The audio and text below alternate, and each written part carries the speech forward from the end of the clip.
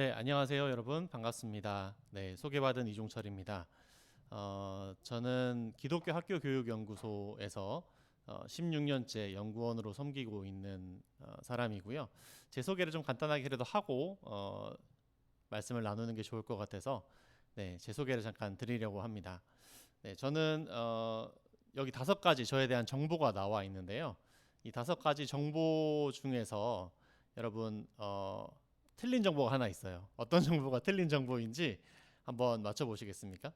네, 5가지 정보 PT를 좀 띄워 주시면 네, 5가지 정보가 있죠? 네, 그 중에서 여러분 하나가 틀린 정보예요. 어느 정보가 틀린 정보인지 맞춰 보실까요? 손가락으로 이렇게 한번 표시 한번 해 보시겠습니까? 1번, 2번, 3번, 4번, 5번. 네, 쭉 한번 읽어 보신 다음에 선택하셨습니까? 네. 대부분 5를 표시하고 계시지 않으신가요? 네. 네. 이 5가지 정보 중에서 틀린 정보는 네, 2번이 틀린 정보입니다. 2번. 네. 제가 16년째 연구소에서 일을 하고 있는 건 맞고요.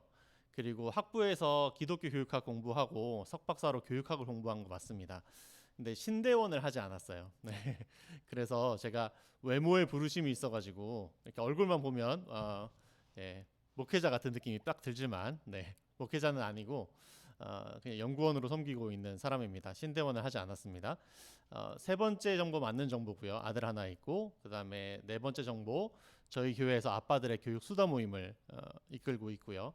그리고 5번째 죄송합니다. 이게 맞는 정보여서 죄송합니다. 네, 더 이렇게 살이 많이 쪄서 힘들었다가 좀 이제 다이어트를 해서 줄였다가 다시 늘어나고 있긴 해요. 네, 여기 성공한 적이 있습니다. 이렇게 떠난 걸 네, 네, 이해해 주시면 좋겠네요. 네, 오늘 제가 여러분에게 드리려고 하는 메시지는 3주에 걸쳐서 이야기를 하게 될 텐데 오늘 첫 번째 주에 여러분과 나누고 싶은 이야기는 교육의 성공을 재정의하라라는 제목의 이야기입니다. 여러분, 교육의 성공이 뭘까요? 어떻게 하면 성공한 교육을 했다고 우리가 이야기할 수 있을까요?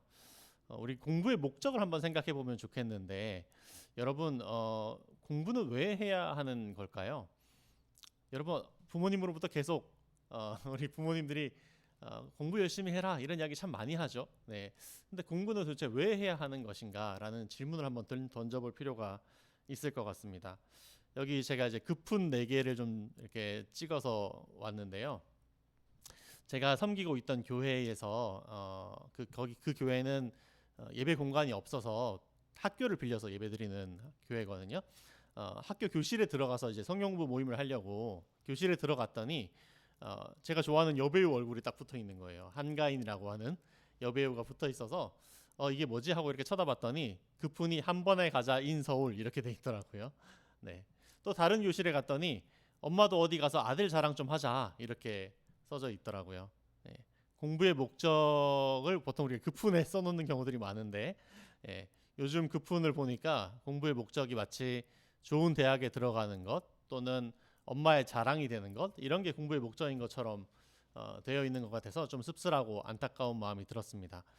여러분 혹시 여기 부모님들도 함께 듣고 계실 거라고 생각하는데 부모님들께 아이가 어느 날 엄마 공부는 왜 해야 하는 거예요? 라고 물어본다면 부모님들 혹시 뭐라고 대답하시겠습니까? 혹시 그런 질문을 해보신 우리 친구들이 있나요? 부모님이 뭐라고 대답하셨는지 기억하십니까? 네, 한번 잠깐 여러분 뭐 대답을 한번 해보실까요? 부모님도 좋고 아이들도 좋습니다. 어떻게 한번 대답을 해보시면 좋겠네요.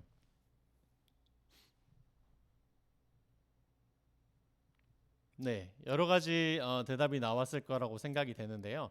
제가 이 강의를 보통 이제 부모님들 대상으로 이렇게 소그룹 모임처럼 해서 강의처럼 할 때가 참 많거든요. 그래서 요 질문을 던지고 다양한 대답을 제가 듣습니다.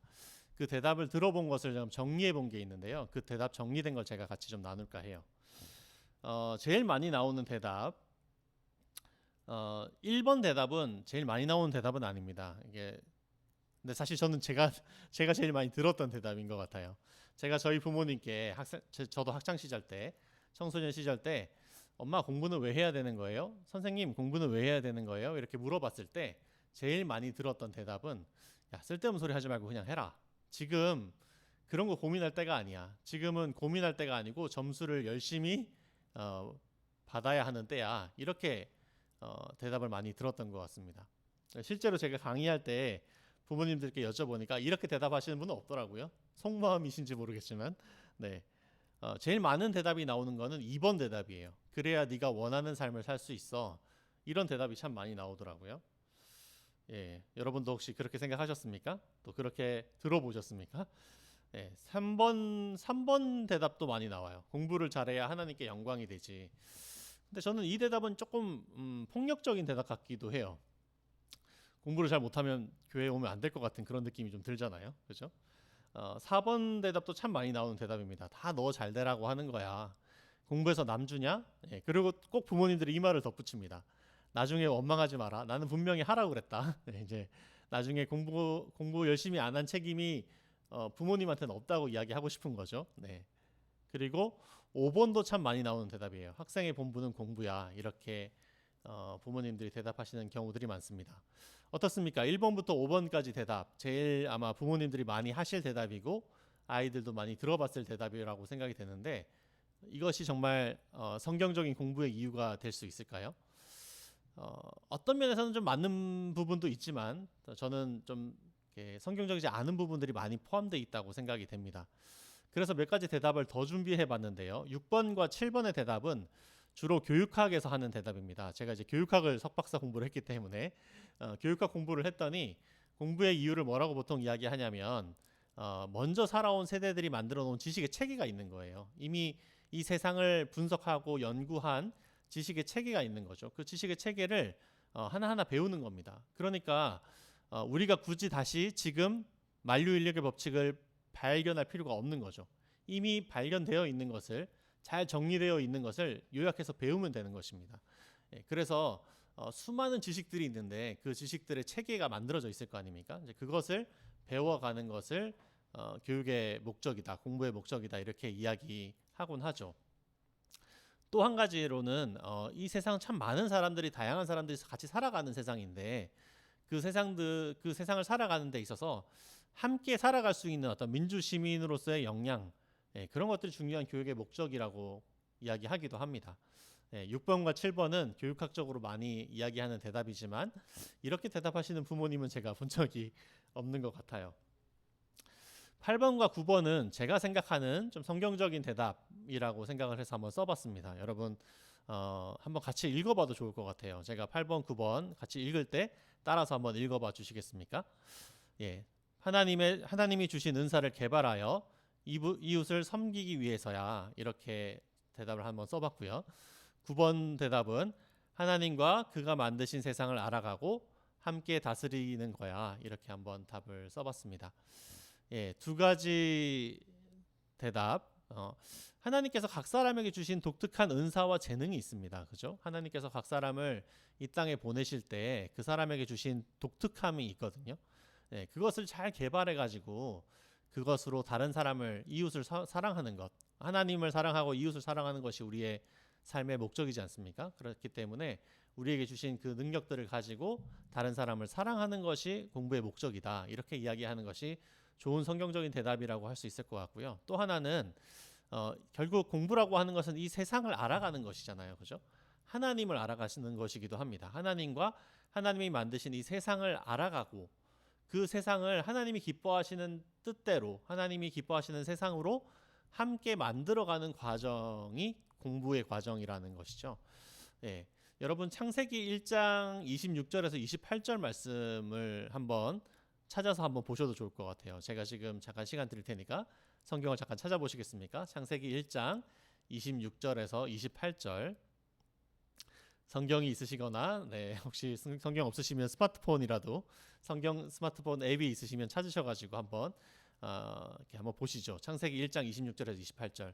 하나님께서 인간을 창조하시고 제일 먼저 주셨던 명령이에요. 우리가 이것을 신학자들이 문화 명령이라고 부르기도 합니다. 이 세상의 문화를 다스리라고 하는 하나님의 메시지입니다. 그래서 보시면 우리에게 이 땅에 번성해가지고 충만하게 거하면서 땅을 다스리라라고 하는 명령을 주셨는데 이것을 우리에게 주신 첫 번째 명령이라는 거죠.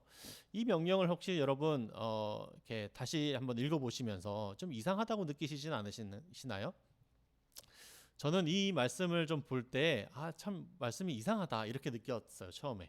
왜냐하면 하나님께서 이 세상을 여전히 다스리고 계시지 않습니까? 여러분 하나님이 이 세상을 다스리고 계신가요? 아니면 팔짱 끼고 계신가요? 네.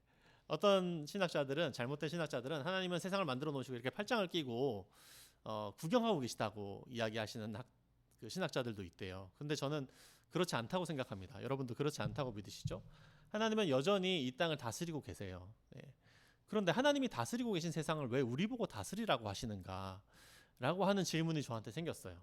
그래서 이 말씀을 오랫동안 묵상해 본 저의 결론은 나랑 같이 다스리지 않을래? 라고 하는 주님의 동력 제안이구나. 이렇게 저는 느꼈습니다. 같이 나랑 함께 이 세상을 다스려 가자 라고 하는 주님의 제안을 우리에게 해주시고 계시다는 거죠. 예, 이 두 가지 우리에게 주신 은사를 잘 개발해서 다른 사람을 사랑하고 섬기는 일, 그리고 그래서 그것을 통해서 하나님과 하나님이 만드신 세상을 알아가고 그것을 하나님의 나라로 함께 다스려가는 일을 이것이 우리의 공부의 중요한 목적이 될 수 있다는 거죠. 예, 여러분 8번과 9번의 대답이 여러분의 마음에 이렇게 좀 와닿습니까? 아직은 좀 멀게 느껴질 수도 있을 것 같아요. 그러나 이 대답을 한번 곱씹어서 계속해서 생각해 보시기를 바라고, 우리 부모님들도 이 8번과 9번의 대답을 내가 정말 공감하는가, 내가 이것으로 아이들에게 이렇게 설명할 수 있겠는가 한번 생각해 보시면 좋겠어요. 자, 이것이 우리의 진짜 공부의 이유가 될 때 우리는 좀 더 공부를 성경적으로 새롭게 하나님 앞에서 공부하는 그런 아이들로 자라갈 수 있지 않을까 생각합니다. 그런데요, 여러분, 기독교인의 교육관은 과연 성경적일까요? 제가 저희 연구소에서 되게 궁금해서 이런 연구를 한번 해본 적이 있습니다. 한국교육개발원이라고 하는 국가연구기관이 있습니다. 여러분 혹시 아시는지 모르겠지만 캐디라고 한국교육개발원이라고 하는 단체가 있는데요. 한국교육개발원에서 한국인의 교육관이라고 하는 연구를 한 적이 있어요. 그 한국인의 교육관이라고 하는 설문조사였는데요. 그 설문조사에 있던 질문들을 그대로 가져와서 저희가 기독교인 부모님들만을 대상으로 설문조사를 한 적이 있습니다. 그래서 기독교인 부모님들은 과연 일반 한국인들이 생각했던, 그 부모님들이 생각했던 교육관이랑 교육관의 차이가 있을까 없을까, 그게 궁금해서 저희가 연구를 한 적이 있어요. 네. 연구 결과가 어떻게 나왔을까요, 여러분? 차이가 있었다 1번, 차이가 없었다 2번. 네, 몇 번입니까? 차이가 있었다? 없었다. 네, 몇 번을 많이 드셨는지 모르겠네요. 네, 차이가 없었습니다. 네, 이 연구를 할 때 저희는 사실 기대하기는 약간의 차이가 있지 않을까라는 생각을 했어요. 네, 이 연구가 입시에 대한 기독교적 이해라고 하는 연구인데요. 우리 이 교육과 입시에 대해서 기독교인들은 기독교적인 가치관을 가지고 있기 때문에 좀 다르게 생각하지 않을까라는 생각을 가지고 저희가 이 연구를 했거든요. 그런데 연구 결과는 일반 학부모와 기독 학부모가 교육에 대해서 다르게 생각하지 않는다는 거예요. 이걸 조금 더 극단적으로 이야기하면 우리는 자녀 교육에서는 예수님을 잘 안 믿는다, 이렇게 설명할 수도 있을 것 같아요. 네, 동의되십니까? 우리가 예수님을 믿는다고 하지만은, 우리 부모님들 특히 예수님을 믿는다고 하지만은 예수님을 잘 안 믿는 영역이 있어요. 네, 그 영역이 저는 크게 두 가지라고 보는데요. 하나가 바로 자녀 교육 영역이라는 영역이고요. 또 하나는 부동산이라고 하는 영역입니다. 네, 저는 이 두 가지 영역에서는 우리가 예수님을 잘 안 믿는 것 같아요. 그냥 일반인하고 똑같을 때가 되게 많습니다. 네, 더 우리 아이가 좋은 대학 갔으면 좋겠고, 더 좋은 네, 부동산 집이 가지고 있어서 수익이 났으면 좋겠고, 이런 생각이 똑같은 거예요. 예, 그래서 우리가 한국에서 가장 강력한 종교는 기독교나 불교나 천주교가 아니고 대학교다라고 하는 농담을 하는 이유가 여기에 있습니다. 그것이 그 어떤 종교적인 메시지보다도 더 강력한 힘을 가지고 있다는 것이죠. 네, 기독 학부모와 일반 학부모가 별반 차이가 없다라고 하는 이 연구 결과는 우리가 기독교적인 교육관을 좀 가질 필요가 있다라고 하는 새로운 또 생각으로 연결될 수 있는 것 같아요. 그 옆에 있는 PT를 좀 넘겨주시면 좋겠습니다. 그 옆에 있는 데이터를 한번 보세요. 네. 또 이 연구도 되게 재미있는 연구인데요. 이거는 저희가 한 연구가 아니고 2015년에 한국 기독교 언론 포럼에서 했던 설문조사입니다. 학원 시간과 예배 시간이 겹칠 때 자녀가 교회를 빠질 수 있는가라고 물어봤는데 중직자분들께서 57.4%가 그렇다라고 대답했고요. 서리 집사님들이 34.2%, 일반 성도들은 53.5%가 그렇다고 그랬습니다. 자, 여러분 데이터가 굉장히 충격적이지 않으신가요? 네. 중직자님들께서 가장 그렇다고 응답한 비율이 높았어요. 네. 학원 시간과 예배 시간 겹칠 때 교회에 빠질 수 있다라고 대답하신 분들이 중직자님들이 많았다는 거예요. 과연 누가 지금 제일 신앙이 좋은 거죠 여기서? 네, 서리 집사님들이 제일 신앙이 좋습니다. 제가 집사로서 굉장히 뿌듯했던 연구 결과이기도 한데요.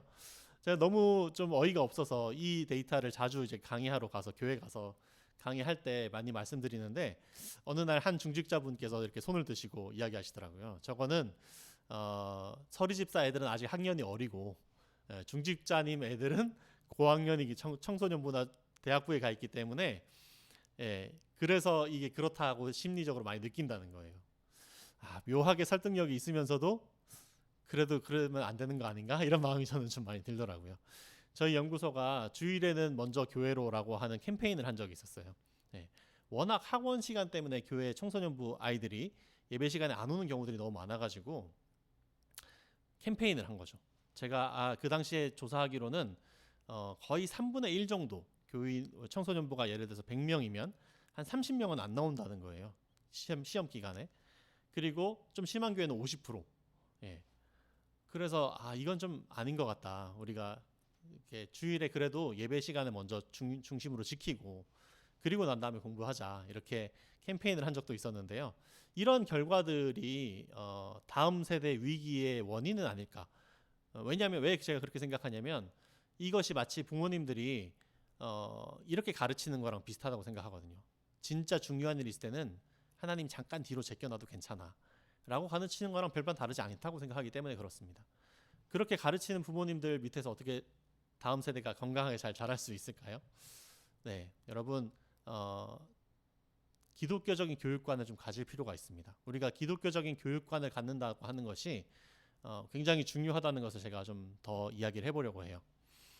이 입시에 대한 기독교적 이해라고 하는 연구, 이 연구에 또 하나의 연구가 있었는데요. 그것은 김혜권 교수님이라고 숭실대학교에 김혜권 교수님이 하신 연구입니다. 그 이제 성경에 있는 이야기들을 가지고 성서신학적으로 이렇게 그 입시 문제를 바라본 연구인데요.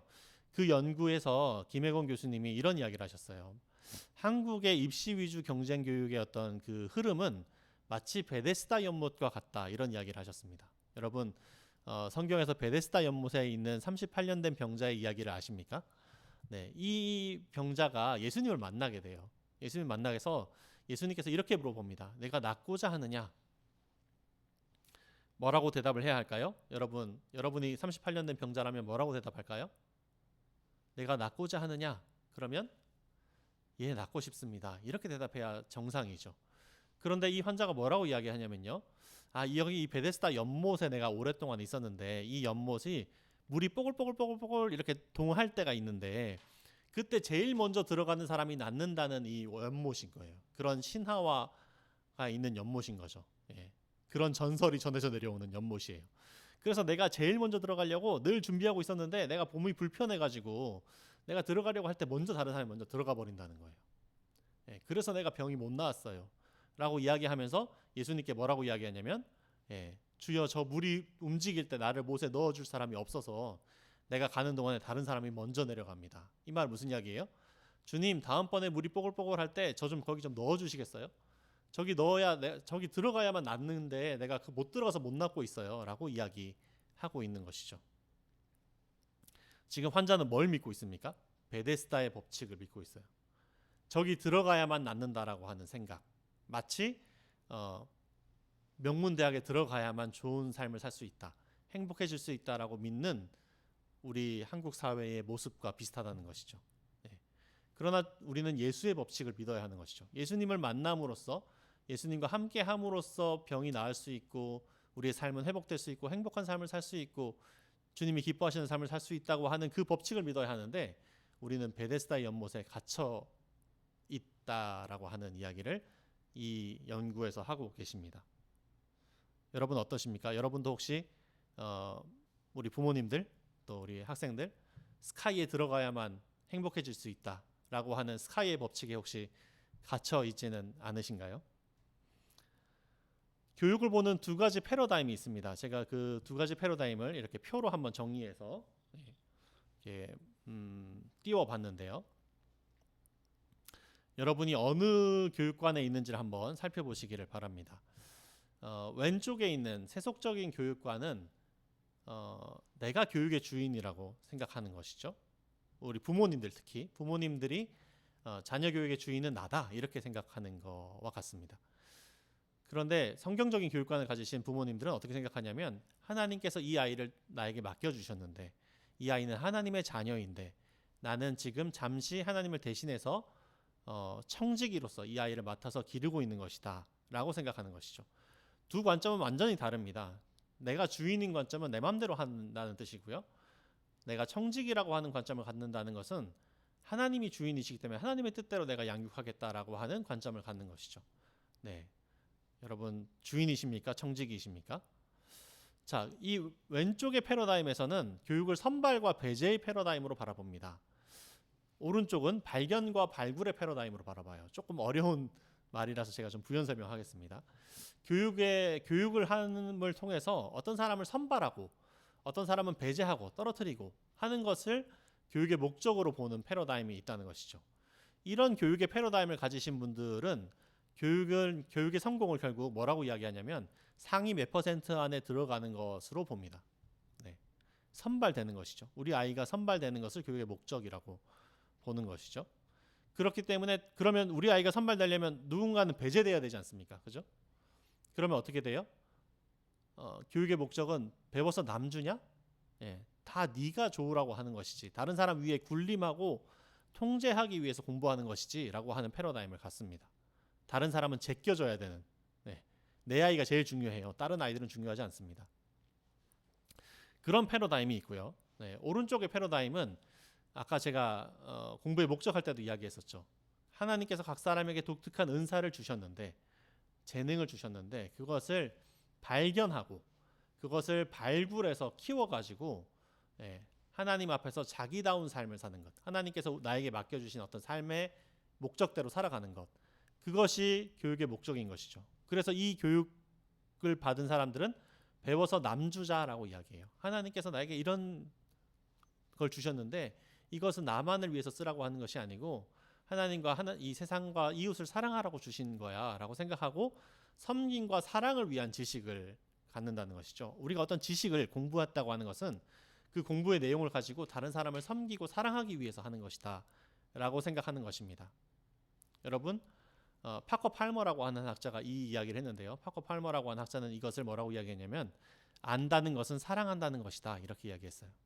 여러분, 우리가 무언가를 알았다고 하는 것은 사랑하기 위해서 하는 것이다 라고 하는 것이죠. 여러분 어느 쪽 교육관을 가지고 계십니까? 선발과 배제의 패러다임에 사로잡혀 계십니까? 그래서 상위 몇 % 안에 들어가는 것, 베데스다 연못에 들어가는 것처럼 그것이 교육의 성공이라고 보고 계십니까? 아니면 하나님께서 주신 것을 잘 발견하고 발굴해서 나답게 살아가는 것, 하나님이 주신 그 뜻대로 살아가는 것, 그것이 교육의 목적이라고 생각하십니까? 상위 몇 % 안에 들어가야, 만약 왼쪽을 우리가 옳은 교육관이라고 생각해 봅시다. 상위 몇 % 안에 들어가야 만족스러우시겠습니까? 스카이에 들어가시면 만족스러우시겠습니까? 여러분, 스카이에 들어가려면 상위 몇 % 안에 들어가야 될까요? 제가 한번 계산해 본 적이 있었는데요. 스카이에서 세계 대학에서 우리 부모님들이 다 보내고 싶어 하시는 세계의 명문 대학에서 1년에 학생을 뽑는 학생 숫자 합계 한 10,000명 정도 됩니다. 10,000명 정도와 뭐가 비슷한가 봤더니 전국의 중학교에 한 학년을 정해가지고 그 학년의 학급 수가 전체 몇 개인가를 조사해 보면 한 10,000개 정도가 됩니다. 그러니까 무슨 이야기냐면 중학교 때 반에서 왜 중학교냐면요. 고등학교는 약간 학교급의 어떤 편차가 있으니까요. 좀 비슷한 학교급이라고 봤을 때 중학교 때 반에서 1등을 해야 스카이에 간다는 이야기입니다. 충격적이지 않습니까? 네, 저는 어릴 때 부모님한테 중학교 때 반에서 조금 뭐 한 5등 정도만 해도 조금만 더 열심히 하면 스카이 갈 수 있어 막 이렇게 생각했는데 아니에요. 반에서 1등 정도 해야 스카이 갈 수 있다는 거죠. 그 몇 퍼센트쯤 될까요? 한 반이 한 30명이라고 생각해 보면 30명 중에 한 명만 스카이 간다는 거죠. 3.3% 정도? 예. 상위 3% 정도 안에 들어가야 뭐 재수생 뭐 이런 거 생각하면 더 복잡해집니다. 네. 상위 3% 정도 안에 들어가야 그래도 스카이를 노려볼 수 있다는 거죠. 성공할 확률이 높습니까? 실패할 확률이 높습니까? 여러분 우리가 이것을 교육의 성공이라고 가정한다면은 너무 실패 확률이 높은 게임에 우리 아이들을 다 몰아넣고 있는 거예요. 97%를 실패자로 만드는 교육을 하고 있다는 겁니다. 네. 3%는 행복할까요? 제가 교회 청년들 성경부 가르치고 하면서 만나보니까요. 좋은 대학에 들어갔어요. 좋은 직장에 들어갔습니다. 누가 봐도 부러운 그런 삶을 살고 있는 친구랑 성경부 하는데 그 친구가 저한테 그러더라고요. 근데 형님 저는 왜 제가 이 삶을 살고 있는지 잘 모르겠어요. 네. 상위 3%라고 행복한 삶을 사는 건 아닌 거예요. 네. 3%는 너무 높은 목표라고요? 네. 그렇게 안 해도 된다고요? 네, 부모님들 중에는 좋습니다. 그러면 3% 아니고 그 다음 대학들이 또 있죠. 네, 서성한 중경외시 들어보셨습니까? 그 뒤에 대학들이 쭉 있는데 그 대학들 인서울이라고 해봅시다. 아까 그 한가인처럼 한 번에 가자 인서울. 인서울 하려면 여러분 몇 퍼센트 안에 들어가야 될까요? 나중에 이런 퍼센테이지만 기억하시는 부모님들도 계시던데 제가 한 고등학교 서울에 있는 한 고등학교 신우회 강의를 갔을 때 선생님들께 여쭤봤어요. 여러분 제일 잘 아시죠? 인서울 하려면 몇 퍼센트 안에 들어가야 됩니까? 라고 여쭤봤더니 한 선생님께서 8점 몇 퍼센트라고 이야기하시더라고요. 너무 이렇게 타이트하게 잡으시길래 제가 아니 너무 타이트하니까 10%라고 합시다 라고 이야기 말씀드렸어요. 상위 10% 안에 들어가야 인서울 할 수 있다는 거예요. 자, 이건 몇 퍼센트를 실패자로 만드는 교육인가요? 90%를 실패자로 만드는 교육입니다. 10%만 성공하는 교육이죠. 우리의 패러다임을 왼쪽으로 가지고 있으면요, 여러분, 결국 우리는 대부분 실패할 가능성이 높습니다. 그 실패할 확률이 절대적으로 높은 게임에 우리 아이들을 계속 이렇게 전문 용어로 쪼고 있는 거죠. 여러분, 그런 교육을 계속 하는 것이 옳을까요? 과연? 3% 안에 들어가지 말자, 10% 안에 들어가지 말자는 이야기는 아닙니다. 제가 하고 싶은 이야기는 진짜 공부의 목표는 하나님이 각 사람에게 주신 그 은사와 재능을 잘 발견하고 발굴해서 의미 있는 그 사람만의 삶을 살도록 도와주는 것이어야 된다. 이것은 누구나 성공할 수 있는 교육이 되는 것이죠. 100% 성공할 수 있는 교육이 되는 겁니다. 네. 우리 아이들을 모두 다 실패자로 만드는 그런 교육을 해야 할까요? 제가 이렇게 이야기하면 저희 교회 집사님들이 저한테 집사님 무슨 말씀하시는지 잘 알겠는데 세상이 그렇잖아요. 세상이 다 그런데 우리는 어떻게 다르게 살 수 있겠어요? 라고 이야기합니다. 세상이 다 그러니까 어쩔 수 없다 라고 하는 삶을 사는 것이 그리스도인의 삶인가요? 저는 세상은 다 그렇지만 나는 좀 다르게 살아보겠다. 하나님이 만드신 세상의 원리를 따라서 하나님의 뜻대로 한번 살아보겠다라고 하는 사람들이 그리스도인들이라고 생각해요. 그리고 이 오른쪽의 패러다임으로 넘어오는 것은요, 여러분 절대 손해가 아닙니다. 네. 더 성공적인 교육을 할 수 있는 방법이라고 저는 믿어요. 네. 이것을 딱 한 단어로 요약하자면 소명이라고 말할 수 있습니다. 저는 소명을 따르는 삶이야말로 공부의 진정한 목적이라고 생각하는데요. 소명이란 말은 영어로 콜링입니다. 누가 우리를 불렀다는 것이죠. 예. 오스기니스가 쓴 소명이라고 하는 책을 따르면요, 소명의 정의가 너무 어렵지만 제가 빨간색으로 딱 줄여놨어요. 쉽게 말하면 부르심에 대한 응답입니다. 하나님께서 우리를 부르셨기 때문에 그 부르심에 적절하게 응답하는 것. 그것이 무슨 꼭 목회자가 되거나 뭐 선교사가 되거나 그런 게 아닙니다, 여러분. 예. 하나님이 우리를 향한 부르심이 있는데요. 그것은 우리에 대한 어떤 계획들이죠. 우리를 그렇게 만드신 이유가 포함되어 있는 것이죠. 그것을 따라서 하나님의 뜻에 따라서 응답하면서 사는 것. 그것을 소명이라고 말할 수 있어요. 저는 좀 다른 표현을 쓰는데요. 저는 스위스팟이라는 단어를 씁니다. 그것에 대해서. 스위스팟은 스포츠 용어입니다, 여러분. 스포츠 중계, 제가 야구를 굉장히 좋아하거든요. 야구 매니아인데요. 야구 중계를 듣다 보면은 스위스팟에 제대로 맞았네요. 이런 이제 해설자나 캐스터가 이야기하는 걸 들어보신 적이 있으실지 모르겠어요. 사실 골프에서 제일 많이 쓴다고 하더라고요. 우리 아버님들 중에 골프 치시는 분들이 계시다면 스위스팟이란 단어가 무슨 뜻인지 아실 거예요. 스포츠 용어에서 공과 배트가 만나는 최적의 지점을 스위스팟이라고 이야기합니다. 맥스 루케이드 목사님이 쓰신 일상의 치유라는 책이 있는데요. 그 책에서 맥스 루케이드 목사님께서 이 스포츠 용어인 스위스팟을 이야기하면서 우리의 삶에도 스위스팟이 있습니다, 이렇게 이야기하셨어요. 제가 그 말을 딱 읽는 순간 이거야, 그 스위스팟의 삶을 살아야지 라는 생각을 하게 됐고, 제가 성경적인 진로교육 책을 쓰면 꼭 스위스팟이라고 제목을 정해야지 라고 생각을 하게 됐어요. 네, 제가 그런 책을 썼는데 그 스위스팟이라고 하는 삶을 살아가는 것.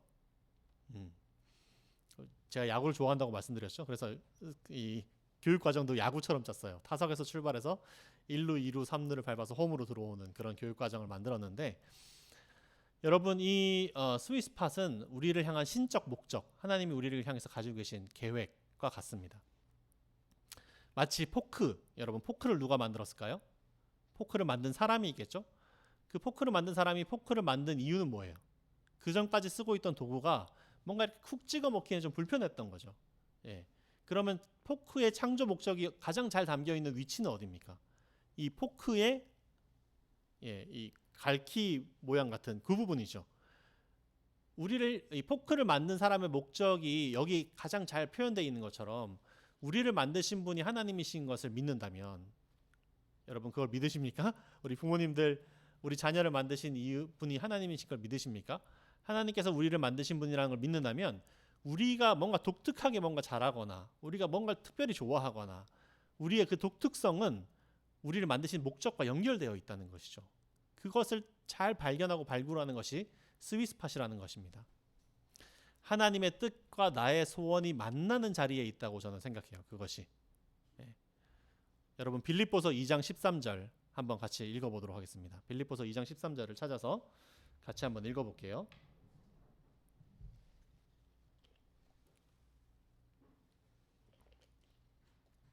찾으셨습니까?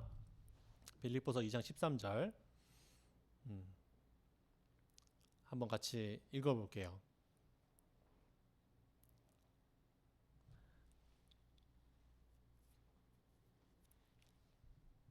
네, 읽으셨습니까? 네, 네, 제가 읽어드리지 않아서 이게 서로 속도가 안 맞았을 것 같긴 합니다. 여기 이런 표현이 나오죠. 하나님의 뜻이 있다는 거예요. 하나님이 기뻐하시는 뜻이 있다는 거예요. 그죠? 하나님이 기뻐하시는 뜻이 있는데 그것을 어떻게 하신다고요? 우리에게 소원으로 주신다. 이렇게 나와 있죠. 그죠?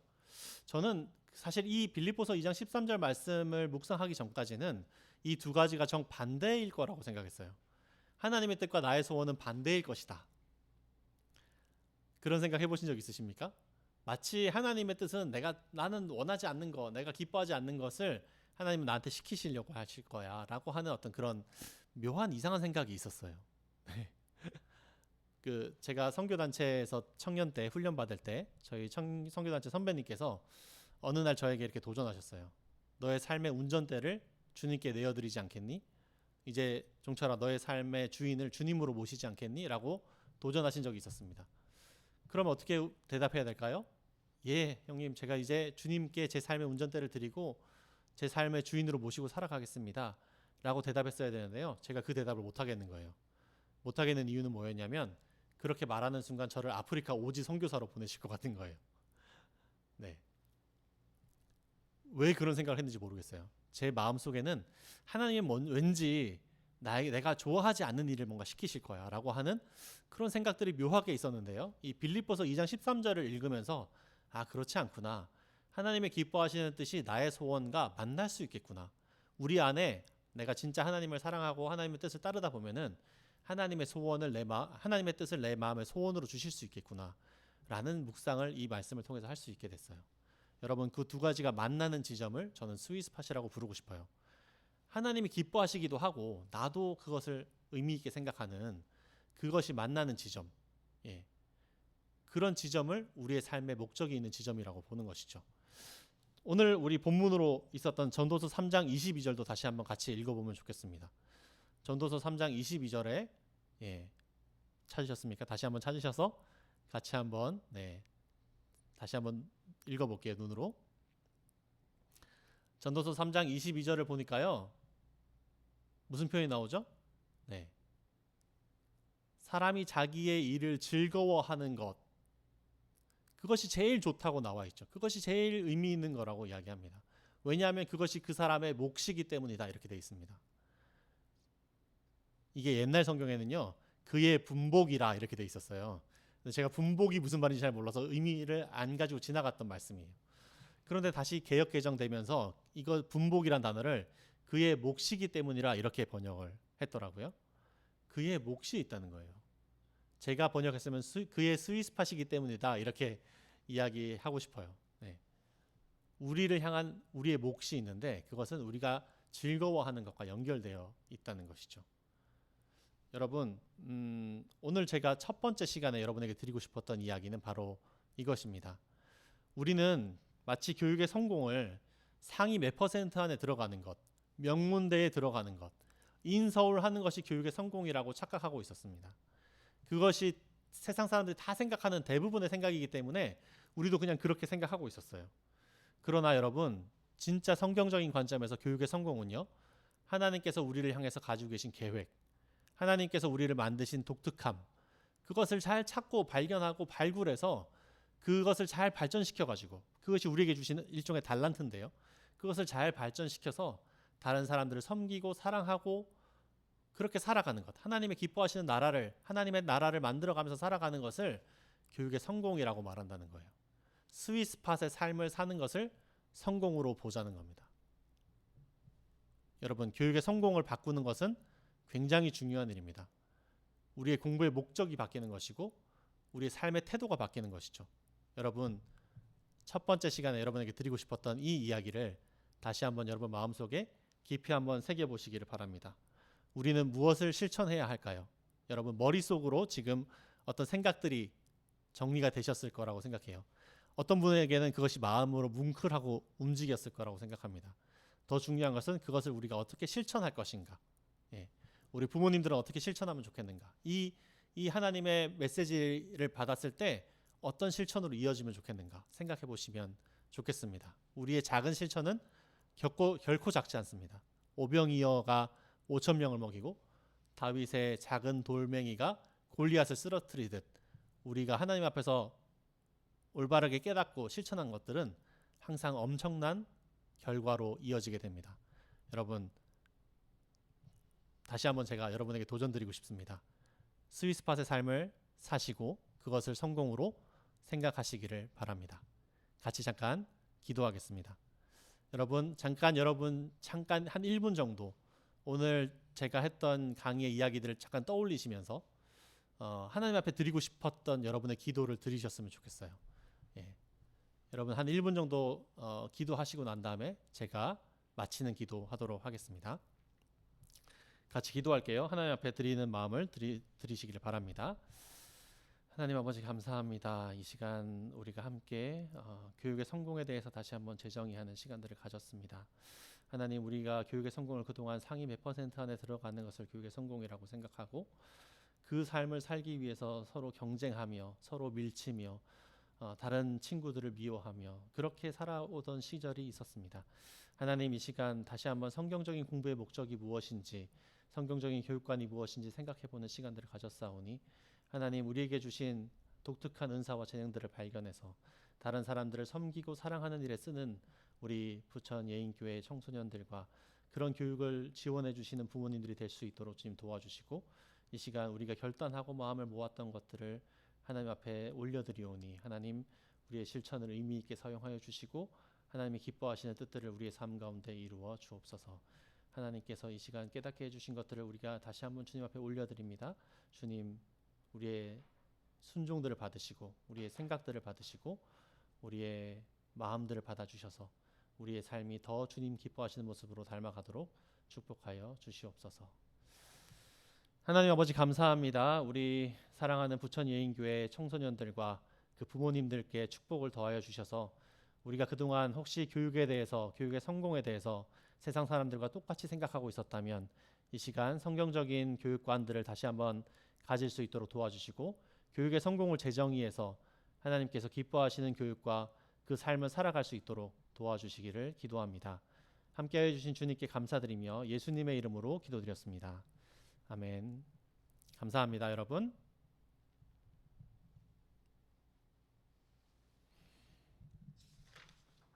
좀 길었죠?